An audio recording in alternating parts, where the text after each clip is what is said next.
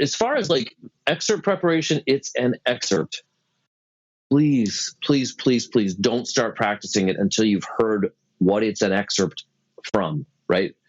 This particular player had been through a lot of schooling with good teachers, and just either hadn't had the time or whatever. I was like, so who'd you listen to play this, right?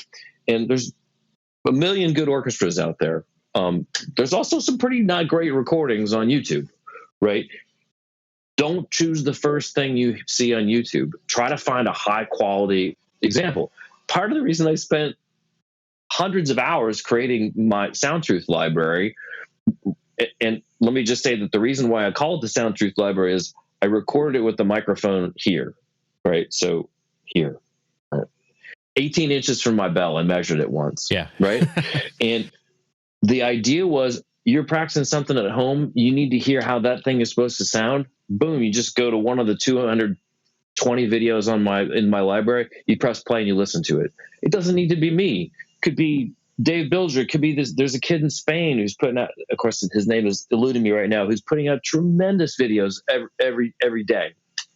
Could be, it could be you. It could be somebody on the West Coast, somebody in Asia. I don't care. If it's a very high quality example, then listen to it and imitate it, right?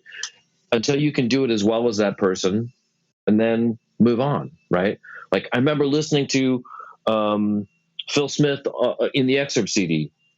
A CD is a round, shiny object that spins. Sure. Yes. Yeah. For our listeners who don't know. Yeah. You know this. You know this. I do. You're just old enough. I've held one, but yeah. Anyway, but no, I remember listening. That was my only reference, and so I would listen to I could listen to him play Leonore 3, and I'd be like, oh. And this was like when I was a very advanced student and early professional. I was like, oh, I got that. I can play that at the same level as Phil Smith.